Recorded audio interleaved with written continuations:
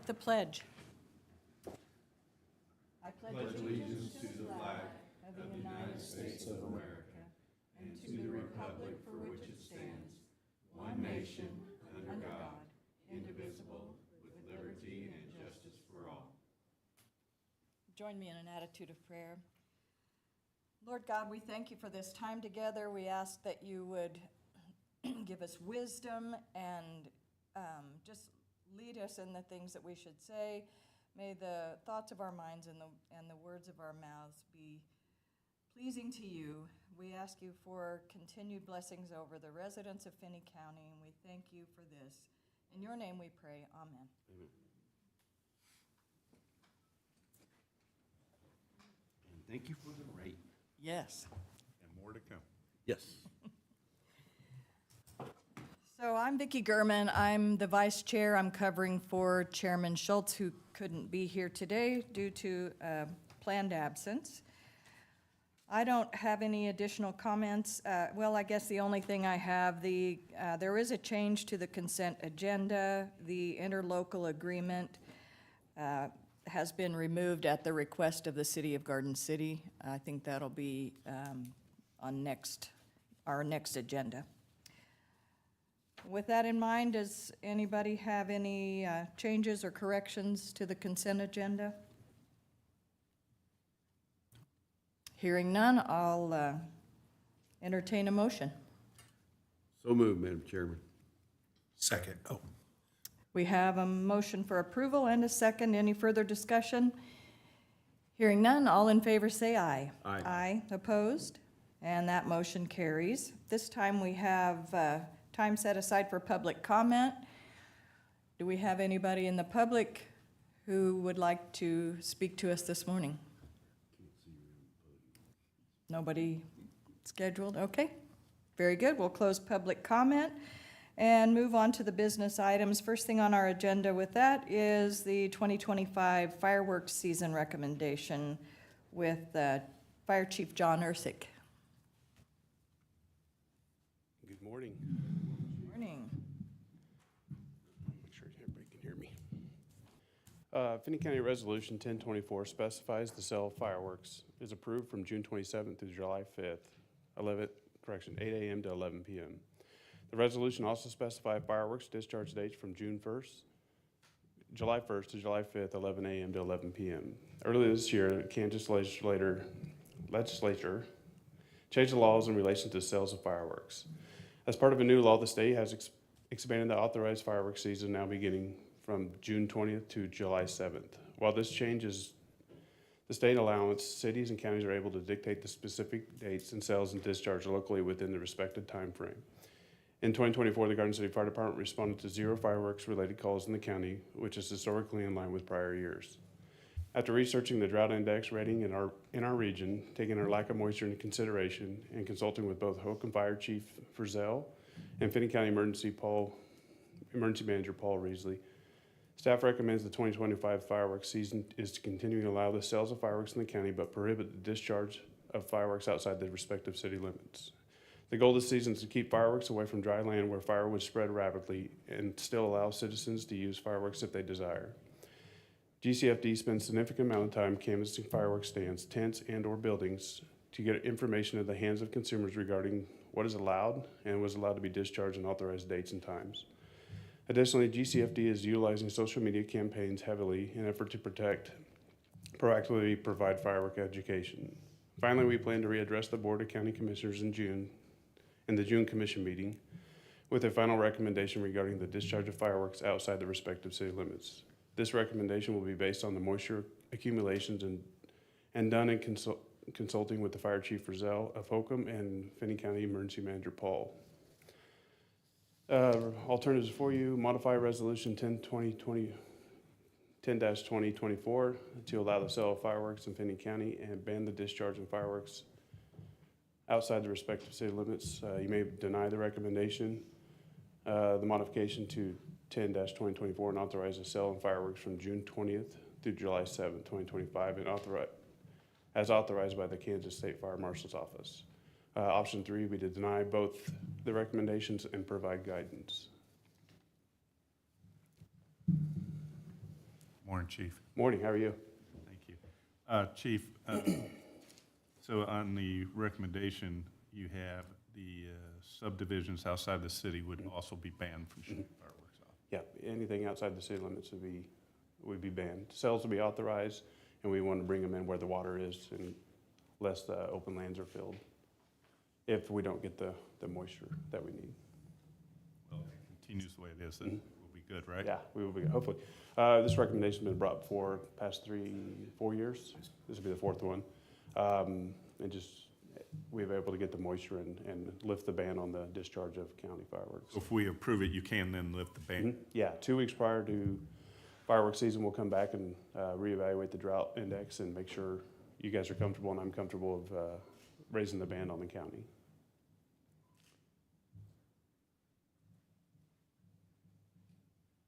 Any other comments or questions for the chief?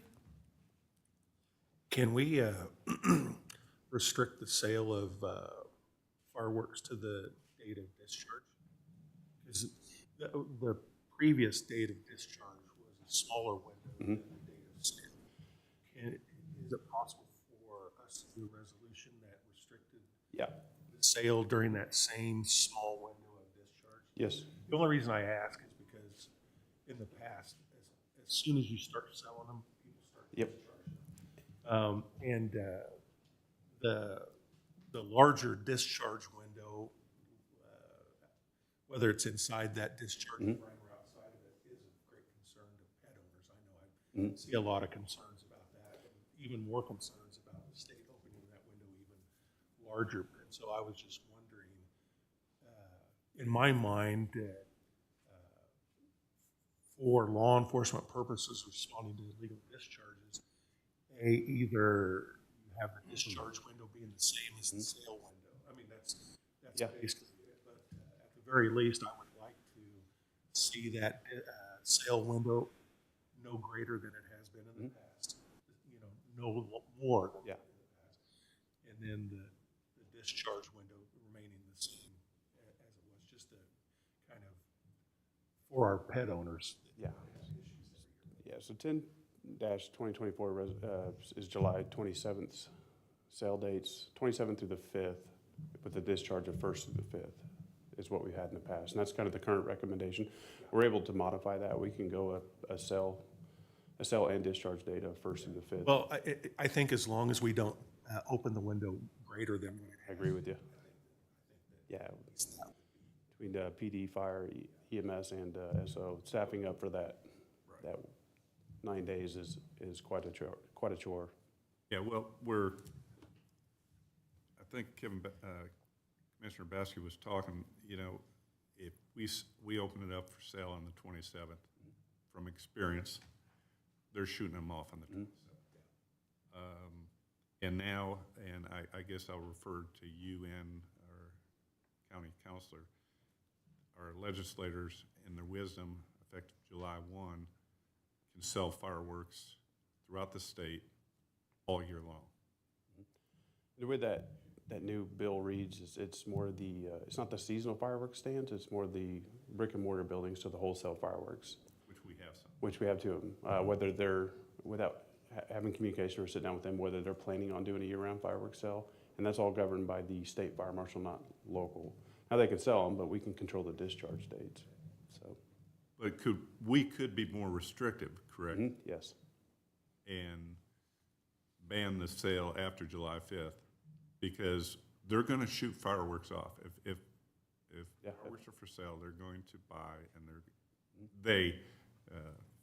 young kids, adults, whoever, will shoot fireworks off. So I think that's something we have to think about too. As dry as we get, you're talking about banning in the county, but we may get some rain now. Later on in the year, it'll be dry. We'll have Fall, yeah. So I think that's something us as a commission need to discuss as well, either now or in the future, how we want to handle that new bill, because that's going to affect our first responders a great deal.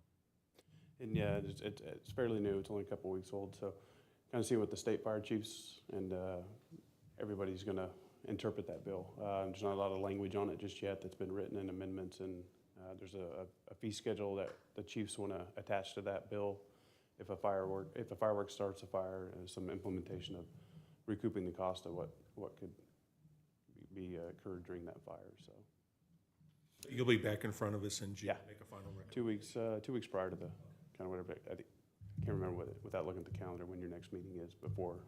So you don't know if we can override the state mandate for sale, other than that it's gotta be a permanent facility? Seasonal fireworks is us. Yeah. The permit that they get for the state fire marshal for the sale for the brick and mortar buildings is kind of a gray area right now of how that's going to work.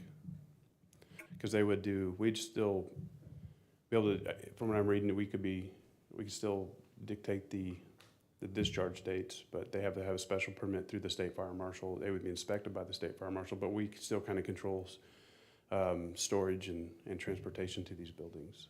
So it's kind of a gray area, and there's not a lot out on it just yet, from the state fire marshal side. In the past, we've had a lot of pushback when we tried to narrow up the dates from the charities and clubs that use them for fundraisers, that they said they needed a longer sale period. So I don't know where they fall on this new state regulation, which will. We govern that side, the seasonal fireworks side. Okay. So we can control anything on that, the stands and the fundraising ones. Okay, so you'll come back in 2 weeks before, so. Okay. Sounds like a good idea to me. I know it's hard to get hard data on it, but I've always kind of felt like if you had 5 days to sell as opposed to 10, you would still have probably the same amount of people that would come in and buy during that 5 days. It would just be a narrow window, so more people would go during that time frame to buy. And so I'm thinking the concern about not being able to get all your fireworks sold in 5 days as opposed to 10, I'm just using that term. I still think that they would sell all their fireworks in 5 days, but then you limit it to the discharge date and take the pressure off of the homeowners and then the law enforcement services, because me and Mike being in that line of work, we know about the number of calls that we get for illegal discharge. Yep.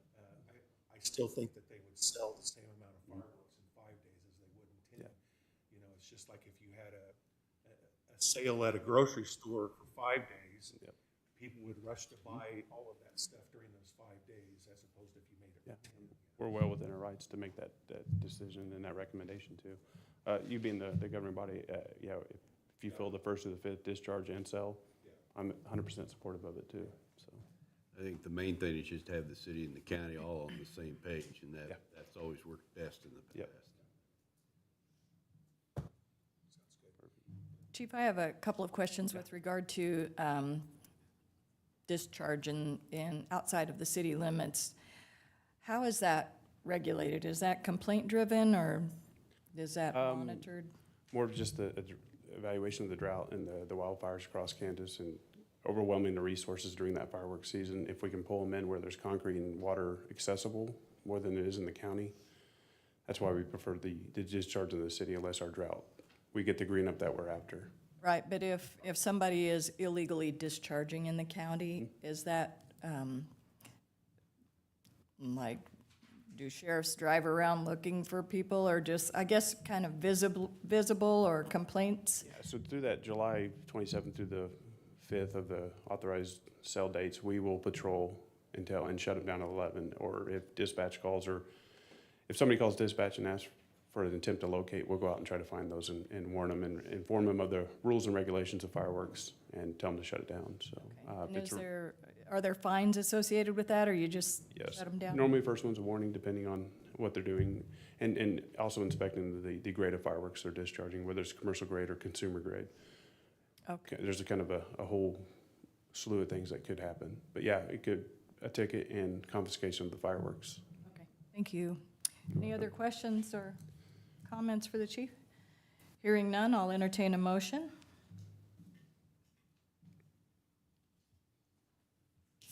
Go ahead. What were we making a motion for today? Alternative. Alternative. I'll make a motion that we approve alternative.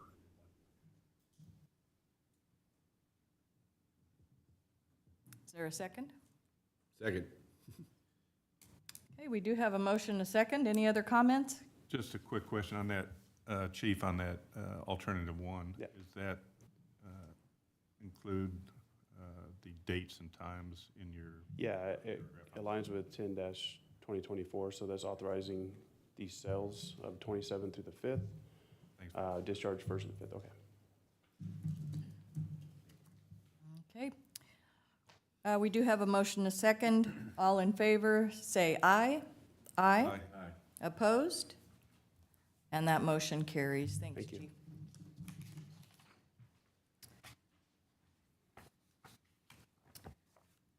And next item on our agenda is considering, or actually, no, the interlocal agreement that was removed. Updating the K-156 master plan. Gary Meager, the administrator. Good morning, Commissioners. On September 15th of 1999, the Finney County Board of Commissioners agreed with the Kansas Department of Transportation and the City of Garden City regarding a transportation management parameters on the K-156 corridor as they extended through the urban areas of the northeastern corporate limits of the city and extended further northeast to the unincorporated areas of Finney County. This was captured in an agreement titled K-156 Master Plan, Garden City Corridor System, Finney County, also known as the K-156 Master Plan. The purpose of the K-156 Master Plan was to define the parameters for transportation management, access control, and access management along the designated portion of K-156.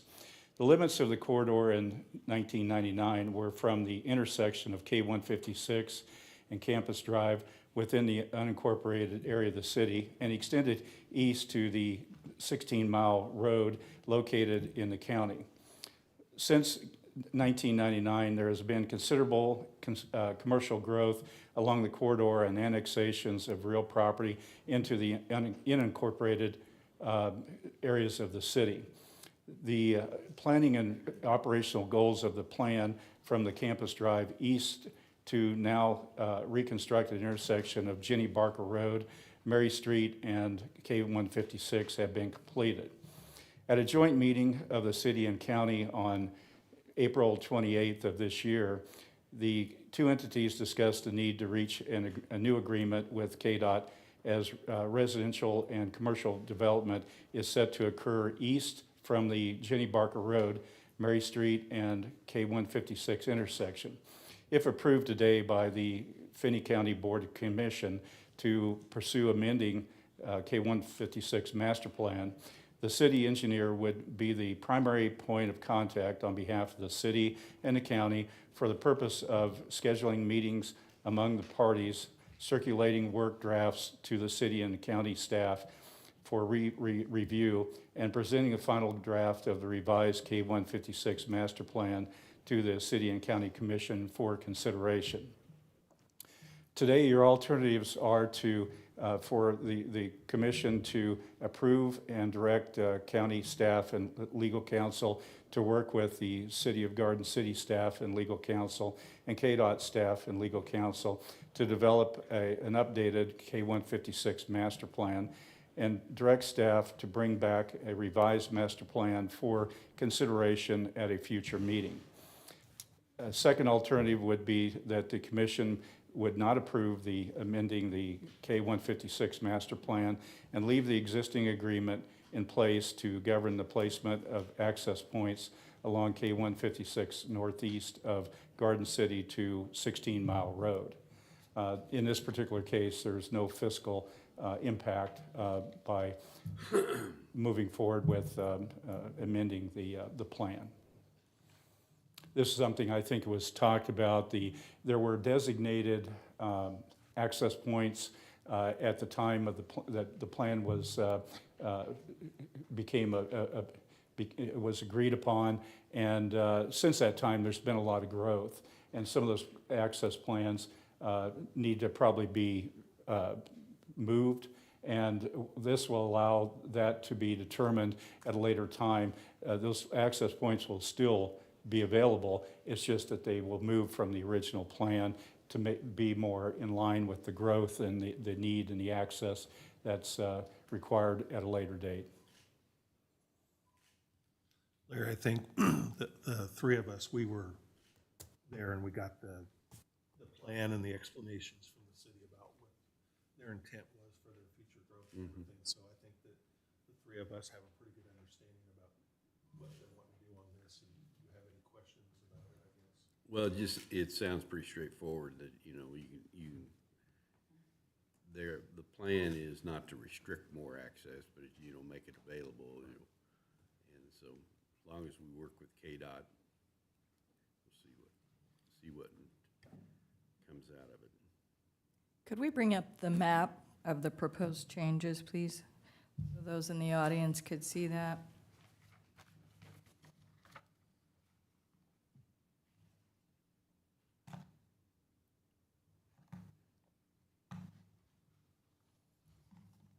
And so, from the map, you can see the access points that were existing in the green, and the blue would indicate some of the designated future access points that could be available.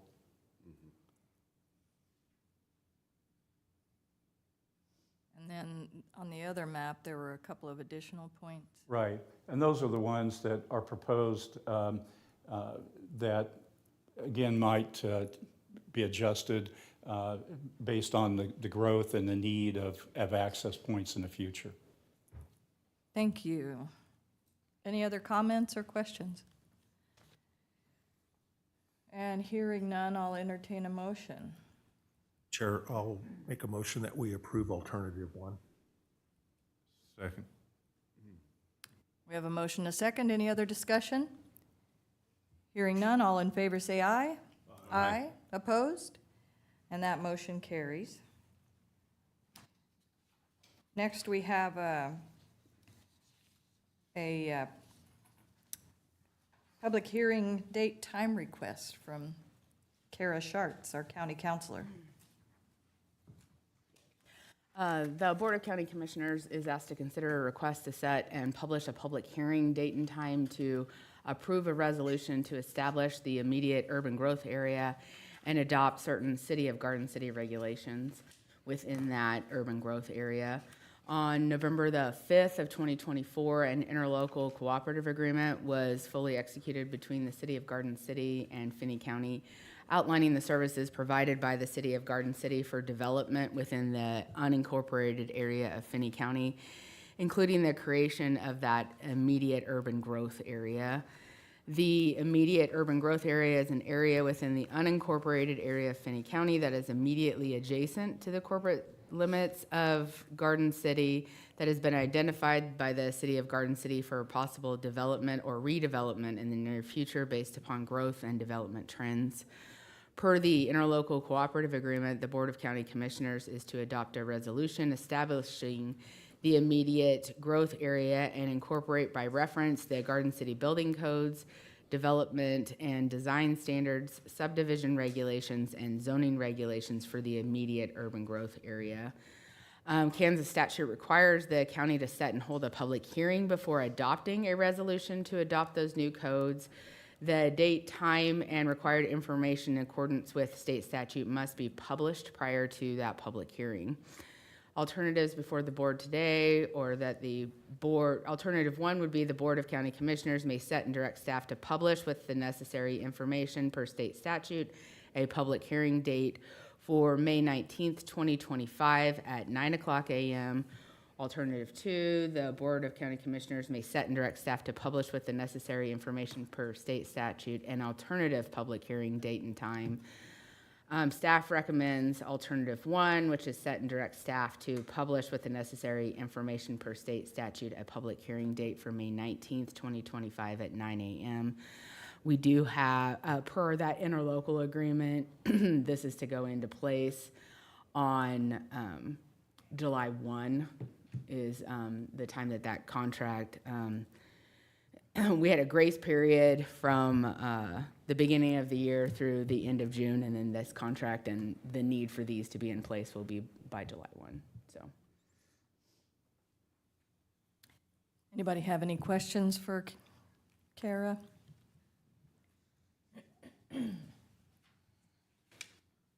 Location of public hearing, that's probably in here. Yes, it'll be here during our regularly scheduled session. We'll just set it for that time specific during our session. I would like to make a motion that we approve alternative 1. Do we have a second? All right, we do have a motion and a second. Any other discussion? Hearing none, all in favor say aye. Aye. Opposed? And that motion carries. And next on our agenda, Regional Safe Streets and Roads.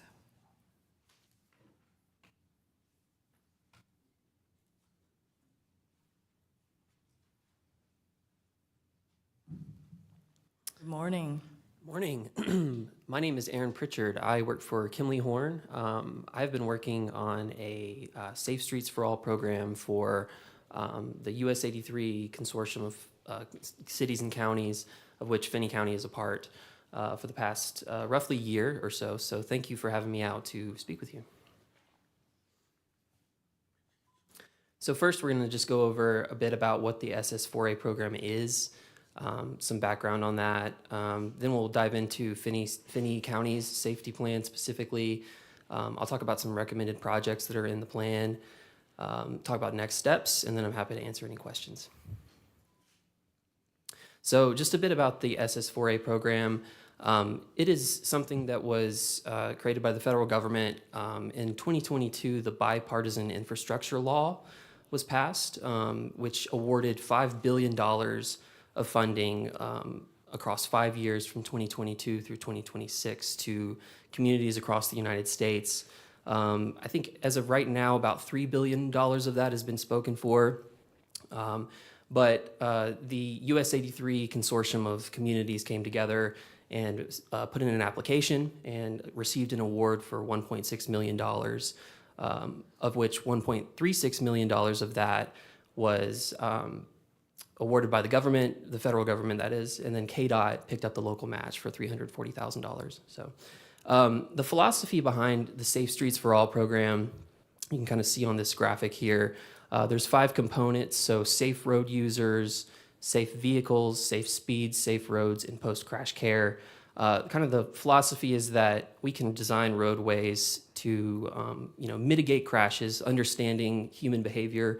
Obviously, people's behavior is their own responsibility, but you can kind of anticipate ways to build roads safer so that people get to their destinations unharmed.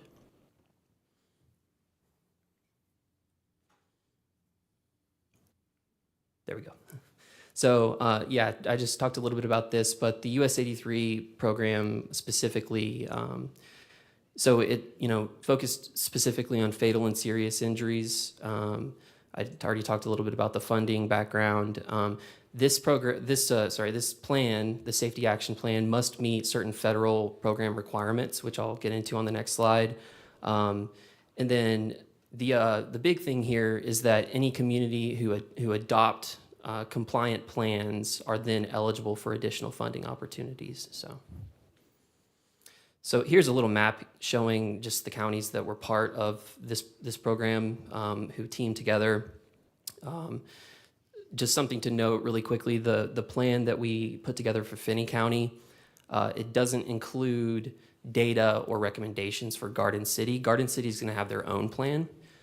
So this plan includes everything outside the city limits of Garden City, including the city of Holcomb.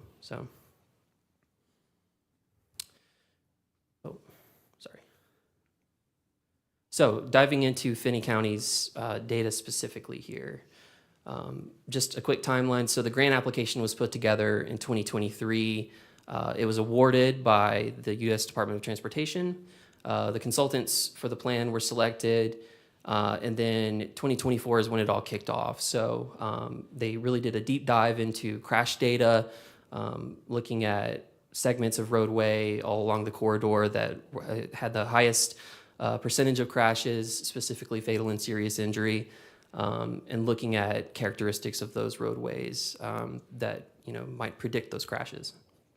Final adoption, we're hoping, is going to take place here in 2025, and then going forward, if you adopt the plan, you'll have the ability to apply for additional grant funding from the U.S. Department of Transportation. So it opens up a whole big pot of funds.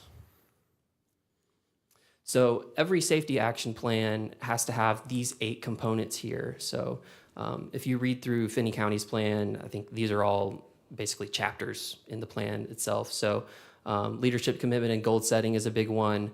If you do adopt it, the intent is that there will be a task force that kind of monitors progress going forward, so it doesn't just sit on a shelf. And this is the list of folks all along the corridor from all of the communities who served on that safety task force.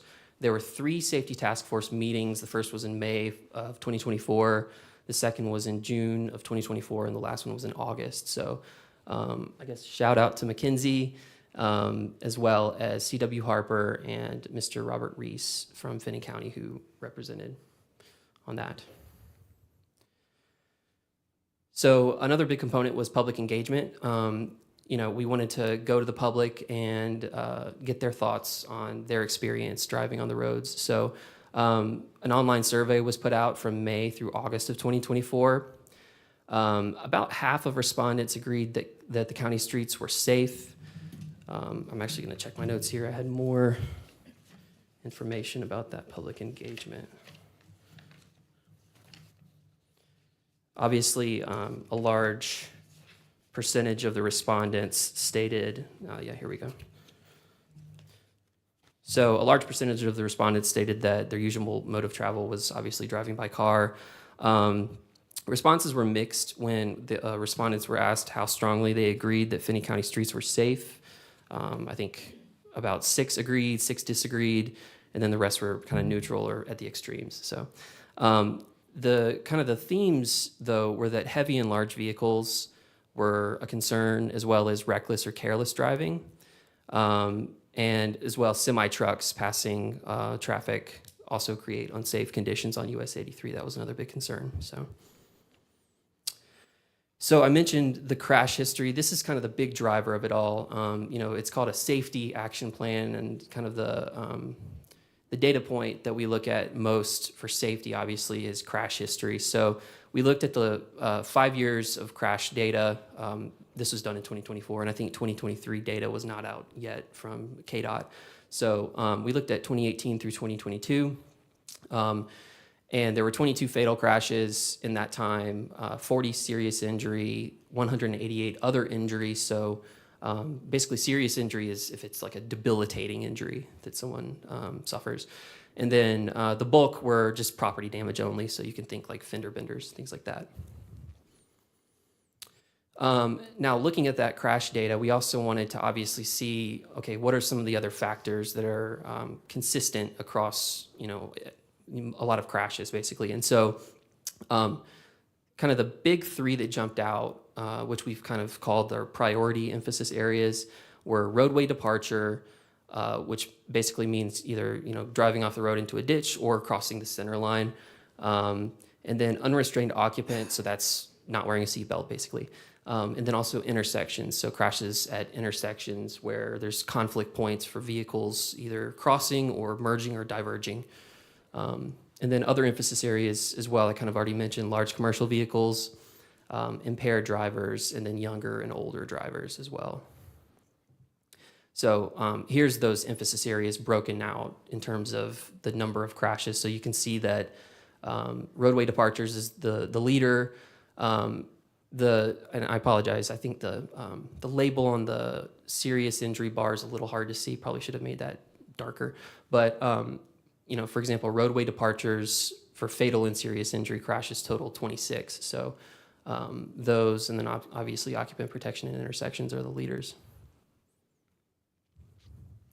So in terms of emphasis areas, countermeasures, that's kind of a traffic engineer's jargony term. Basically, it means solutions that can kind of mitigate those emphasis areas. And so this is a table. I won't go through all this here, but just some strategies that can be taken to address some of the problems that come up with those emphasis areas. So, for example, if you have a roadway departure crash, one thing that you can do is install transverse rumble strips on the shoulder, striping the center lines and the edge lines to be more visible, and then widening the shoulder as well is another thing. And also, if there's a roadway departure fatality, what that says a lot of times is that there might be, a sign or a tree or something that's immediately off the roadway that someone would hit. So removing some of those, risks, I'd say.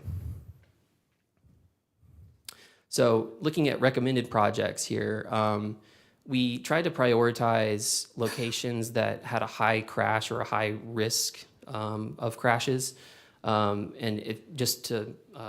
For your reference, if you look at the plan in Appendix B, we go into more detail on the methodology. It's a lot of math. Basically, what we did was we tried to look at, places where there were more fatal and serious injury crashes. So, for example, if there were 2 intersections and there were 8 crashes at each, but one was just fender benders and one had 2 fatalities or something like that, we obviously want to place that one as a higher priority. And then we also looked at the number of centerline roadway miles to kind of outline which ones were the highest priority as well. So we incorporated some of the projects. I think there were 10 projects that were in the local road safety plan from 2020.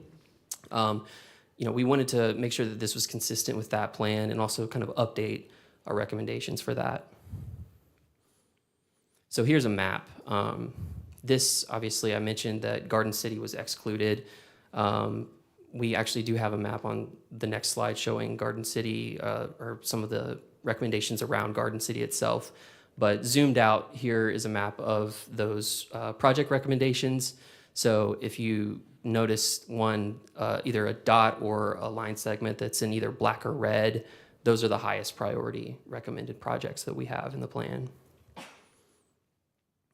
And so zooming in a little bit, a lot of those obviously were kind of around the edges of Garden City itself. So this map obviously excludes Garden City in blue there, but the other project recommendations are just outside that. So Jones Avenue is a big one you can see. And then this one is for the city of Holcomb itself. So.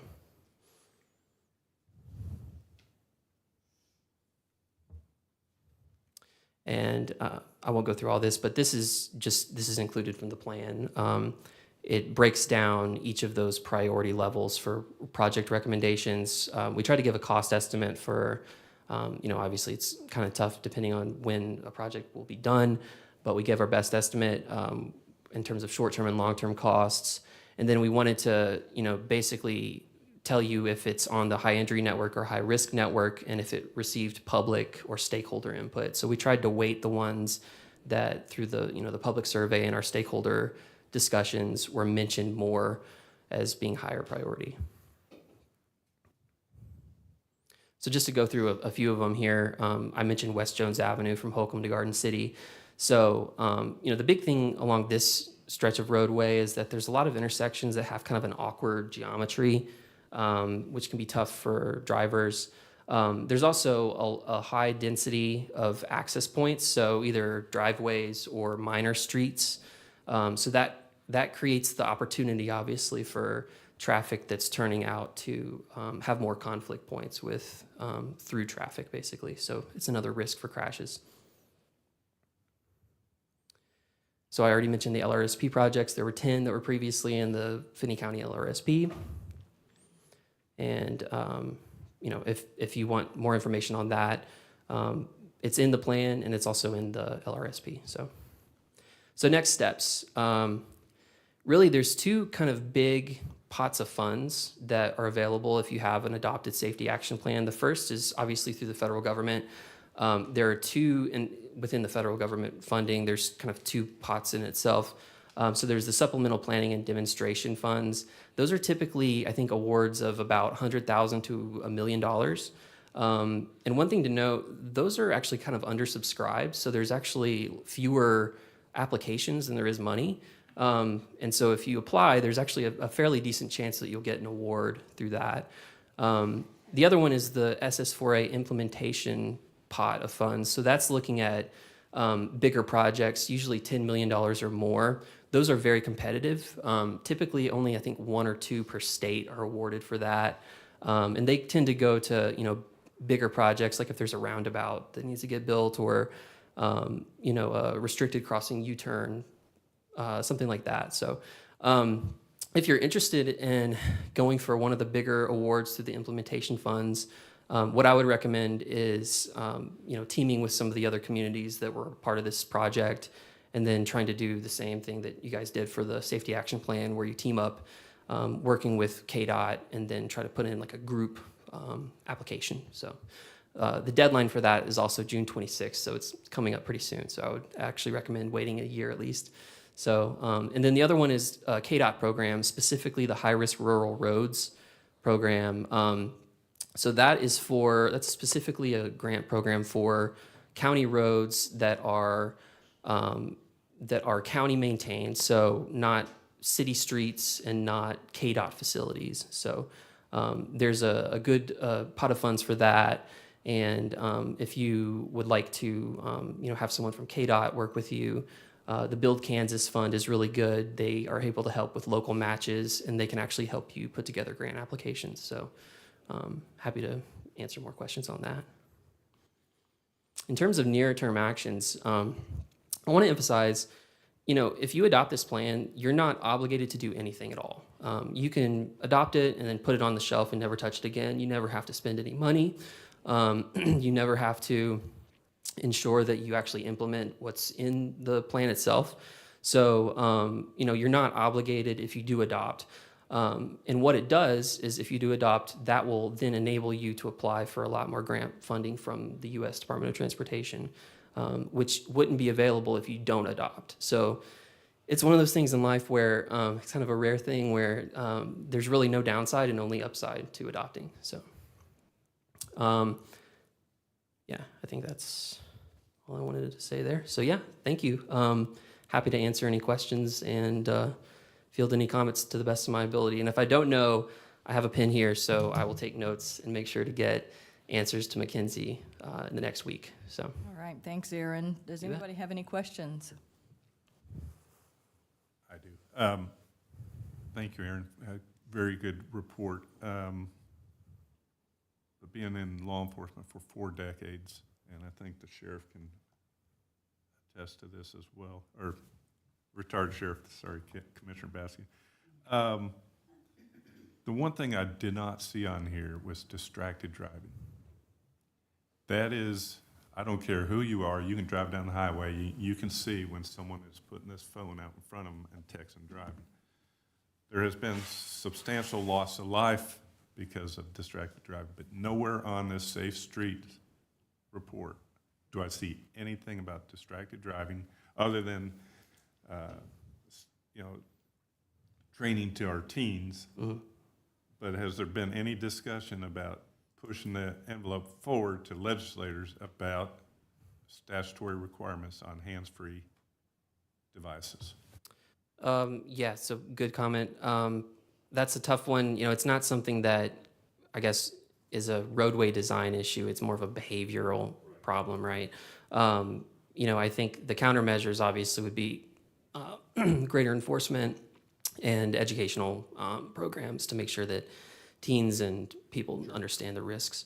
So as far as statutory requirements, I'm not really up on that, but I'll make sure that we get that included in the plan if you, if you'd like. So, I do know that there's been some substantial, unfortunate increase in distracted driving fatalities or serious injuries, and then also 156, pet peeve of mine and many others, that is a there's no, within Finney County and all the way on up to 70, the shoulders, there's very risky driving. From experience, when you pull a fifth wheel camper and you have a blowout and you're stuck on the roadway, there's no shoulder, and it causes potential harm for not just you, the driver, but other drivers as well. So that is from personal experience, and I think Commissioner German can Same thing, attest to that. same as well. place. But overall, I appreciate the report. Thank you. Yes, sir. You said 156, correct? Yes, sir. Okay. Just taking some notes here. Any other comments?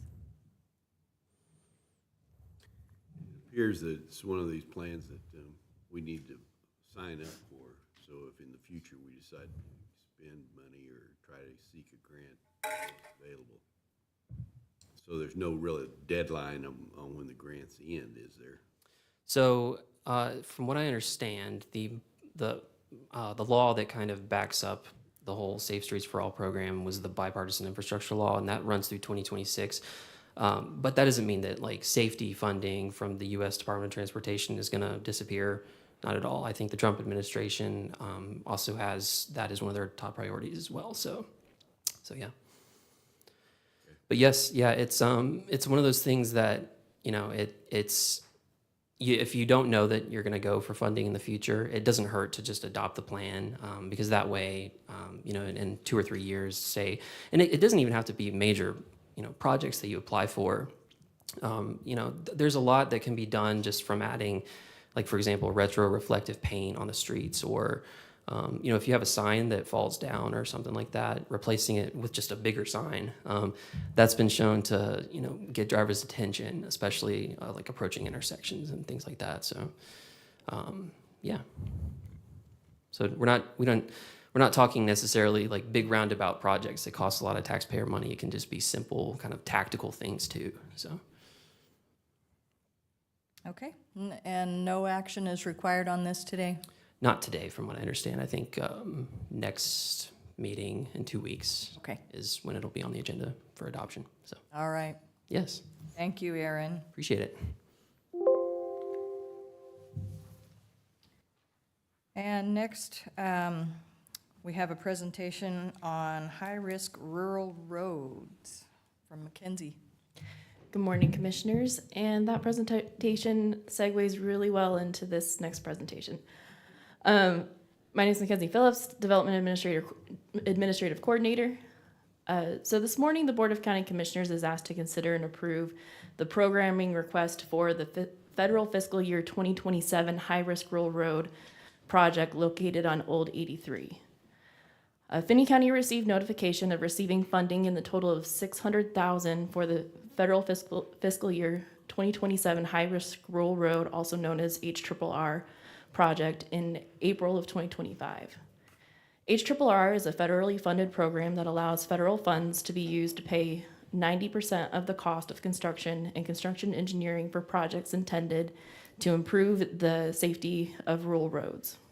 The federal fiscal year 2027 project will include the following improvements to Old 83. Centerline rumble strips, retro-reflective centerline pavement markings, 18-inch aggregate shoulders, installing curve signage with retro-reflective strips, and flattening and widening of 4 slopes. So you have 2 alternatives before you today. The Board of County Commissioners may approve and sign the programming request for federal fiscal year 2027 HRRR project, or the Board of County Commissioners may not approve and sign the programming request. Staff does recommend alternative 1, and as the fiscal impact, it will include 100% of the county is fiscally responsible for 100% of the cost of the preliminary engineering and 10% of the total cost of the construction and construction engineering. So the total anticipated amount that the county will be fiscally responsible for is approximately $121,000, and that's estimating about $55,000 for preliminary engineering and $10,000 for construction and $56,000 for construction engineering. And those are estimated costs of what they're anticipated to be. We won't know those actual costs until we go out for letting the project. Thanks, Mackenzie. Does anybody have questions for Mackenzie? Why does that roadway need these improvements? Do we have I mean, I don't recall during my time at the sheriff's office having a lot of accidents or issues with that particular stretch of road. And I'm not sure about the number of accidents. I don't have the accident report right in front of me. That is a very heavily traveled truck route. And so we do have instances where they might cross over in the lanes, and it's to improve the safety of the vehicle traffic along with the truck traffic along that road. So this would help to, there are some like major curves on that road, so installing the curve signage will help to notify the drivers that there is a curve coming. The rumble strips will help to keep the people within the lanes and so on. My only thought is that I've driven that roadway 30, 40 plus years, and the roadway condition right now is the best that it's ever been. And I don't know, I just think that the money from the county could be better spent on other needs that we have in the county. I think, I just drove it the other day and I thought it was fine. And I understand there's a lot of truck traffic, there always has been because of the feedlot and other things. There's a couple feedlots down here and everything. And I mean, that's just me. This was one of the areas that was identified in our local road safety plan that was done in 2020 and also identified in the SS4A grant that you just had a presentation on. So it also, so because the road conditions are improved, we did just last year do a mill and overlay of that road. So it's good timing for also making the rest of these upgrades while that road is still in very good condition. Yes. Mackenzie, the only issue I have, I don't have any problem with you putting signs and markings and things like that, but the center rumble strips,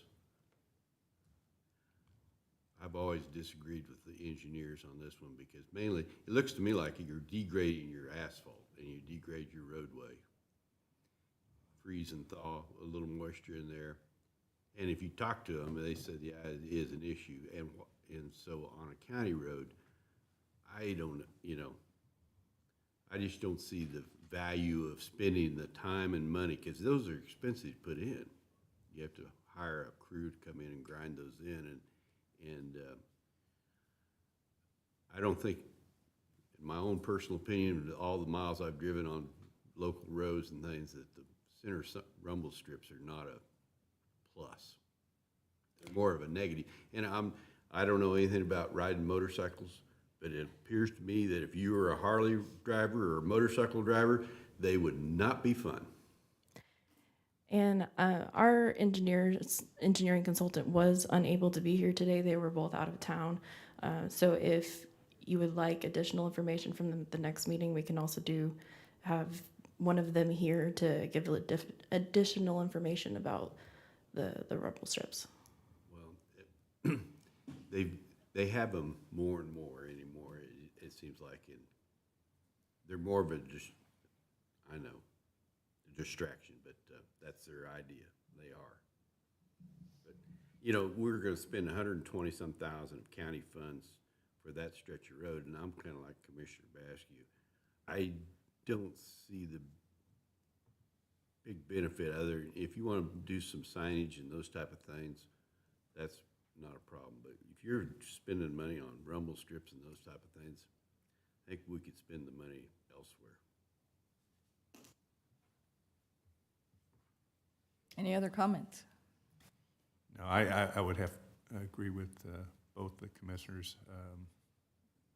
I unfortunately, I don't know what that plan was that you're referring to, Mackenzie. But I think the money can be spent better than this. Just from my experience traveling that road in the past, I don't see the rumble strips. It just looks like, in theory it might be okay, but in practicality I don't see the benefit of it. And if you would like, what we can do is have that local road safety plan maybe prepared for you for the next meeting so you can take a look at some of the details in that plan, as well as the details outlined in the SS4A, just to give you a little bit more information before you make a decision of turning down these funds. And the reason why is because it's very hard to get some of these HRRR funds out in this area. We were lucky to receive funds in 2025 or 2024 and 2025, but we did not receive funds last year. We were one of very few communities out in District 6 that did receive it this year. That's the challenge. I think you risk losing available funds. But I think it would be a good idea maybe to table this to our next meeting and have you provide more information for us and potentially have one of the engineers here Of course, yes. present as well. So with that in mind, I'll make the motion to table this to our next meeting. Any other comments? Hearing none, all in favor say aye. Aye. Aye. Opposed? Opposed. And that motion does carry. Thanks, Mackenzie. Thank you.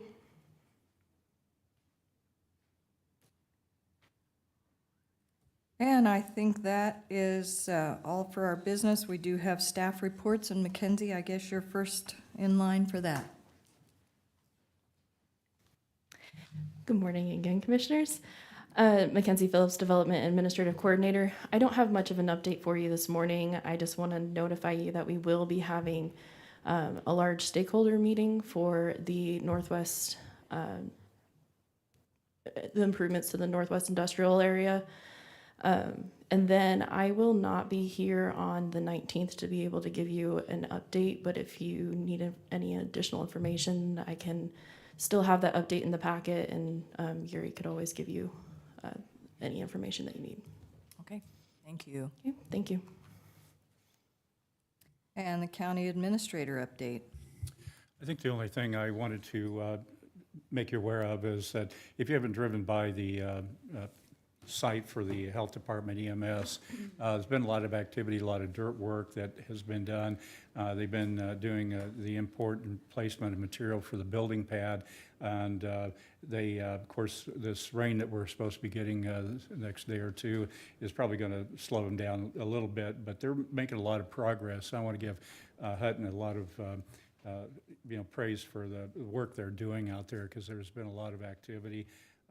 They are going to continue to do their dirt work and prepare the site, and then start working on some of the roughing out of the parking lots and driveways and things like that. So I think it's going along real well, and once they get the foundations and whatnot poured, they'll start making you'll see a lot more progress going on, but they've certainly done a great job out there.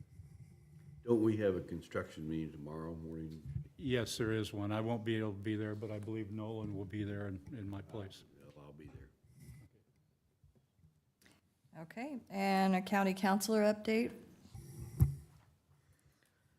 I don't really have a lot for you today. I've had various meetings over the last couple of weeks. I will have a County Councilors Association of Kansas board meeting on Wednesday of this week, working on summer CLE planning. Have been moving forward with things with the tax sale, waiting on the city to file some responsive pleadings within that tax sale that's on there right now.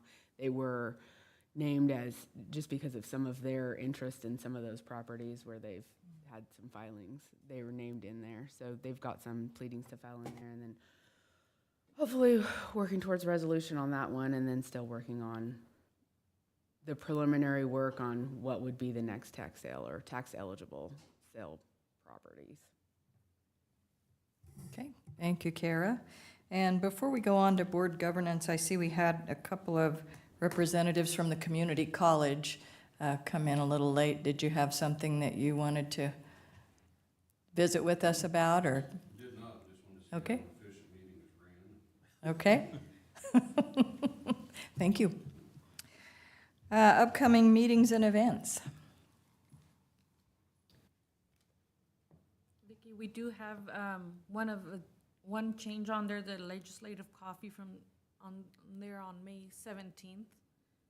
We got an email from Micah to go ahead and remove that, and there will be no more further coffees until later this fall.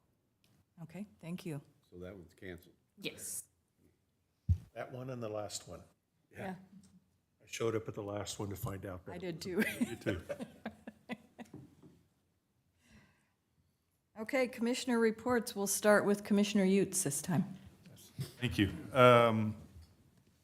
We had a meeting on our Finney County Law Enforcement Planning Committee. There was a change in guard. The chairperson is now Chief Courtney Pruitt. The vice chair is Fire Chief Ursick, and the treasurer secretary is Anthony Cruz. And I think the plan is to try to make some moving that committee forward. It was a good meeting. Paul did a great job fostering that meeting. And then the last one is the Law Enforcement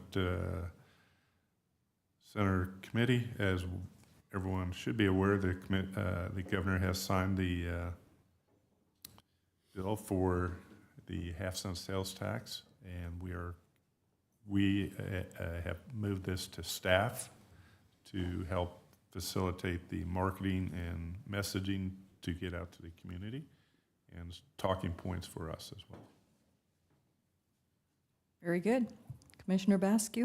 I don't have anything to report from our last meeting. All right. And Commissioner Jones? The only thing I've got to report is we had a regional juvenile justice detention center meeting and reviewed the budgets. And I think one of the interesting things is that we're getting ready to repurpose part of the building back to the way it was originally designed. And Beth has the funds available, and the architect's already signed off. It's just that we have to, we've gone down this road before, and the state seems to throw a wrench in things. And so we said, we're not going to do anything until we can make sure they're signed off on everything. And also we reviewed, we've got lots of counties that are interested from the northwest part in joining the consortium. It's mainly because of detention centers that have closed over the years, and we're basically the only one in western Kansas. Hutch has one, Junction City has one, and then on east. Also we talked a lot about, maybe having like, I'd classify it as a HOA fee for counties.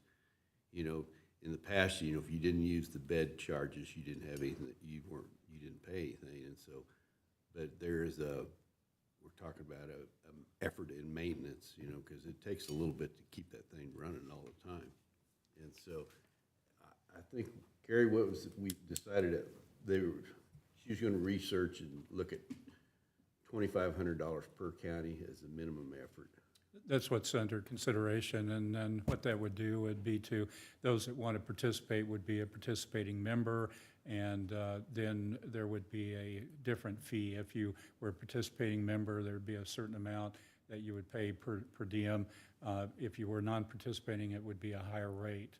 And so it was, because, what we're providing is capacity, and there's a cost to provide that. So this would help kind of recognize that situation. And it would also help to kind of identify more of the people that are in the consortium and those who, because they can take there's only 9 juvenile justice centers across the state. And as the commissioner indicated, we're the farthest to the west, and so the most convenient for a lot of the counties to go to.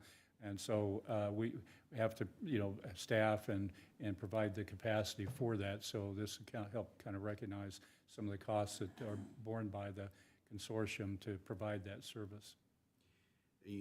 As you guys well know, we have bed days available for outside counties, but with that, they always have to reserve a few for the members. And so there's an opportunity cost there that goes along with, deter other outside counties from bringing clients in because you're reserving those bed days for consortium members. So I think she was going to check with Kara on changing the bylaws. What it would need to change the bylaws with the consortium on the per minimum account. Anything else? Other than that, I've got a construction meeting tomorrow morning, and other than that, that's it. Sorry. Thank you. Okay. I have a few things to report. I did attend the 49th Annual Kansas County Commissioners Association Conference in Manhattan. It was my first one, and it was quite interesting. I feel like I learned a lot. We had an excellent legislative session update, some information on cybersecurity, AI, which was really interesting as somebody who really is almost afraid of AI, so, but learned quite a bit. It was actually really a good conference. I'm glad that I was able to attend. I also attended the library board, and I did recommend that we form a compliance committee, and I did agree to chair that committee, and we've met several times. We're updating our bylaws, and we will get a copy of those out to the commission as soon as we get that approved. But I think we're moving in a good direction with that board. We will be bringing to you a list of applicants. We have 3 people going off the board. One, the term is up. The other 2 have to leave early for personal reasons, so that'll be on our next meeting agenda. We do have some really good applicants for those positions. I did attend the library's budget presentation to the Finance Committee, which was interesting. I hadn't seen that process before.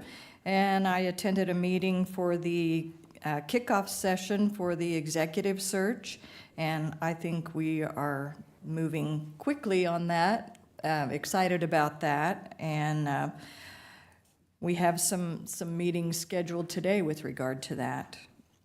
I also attended the Planning Commission meeting. There was an item on that agenda that was challenging for the Planning Commission, and it is a preliminary plat, the Whitetail Crossing north on Jenny Barker Road, and there were a lot of neighbors there with concerns regarding the roads and water, whether there would be water available for this. So they did decide to table that and look at that further at their next meeting. That is in my district, so I have spent some time visiting with those residents as well. I also delivered some Meals on Wheels, that's so rewarding, and I'd like to encourage everybody here, if you have the opportunity or take the opportunity to do that. It's very helpful for our community, and it's really rewarding to those who participate in that as well. That's all that I have. We have next commission meetings. We have special session on the 12th regarding outside agency funding requests. Our regular session on the 19th, followed by a work session. And then, of course, June 2nd, we have regular session, followed by another work session. We're going to be quite busy with regard to budgeting. I think that's all we have on our agenda for today.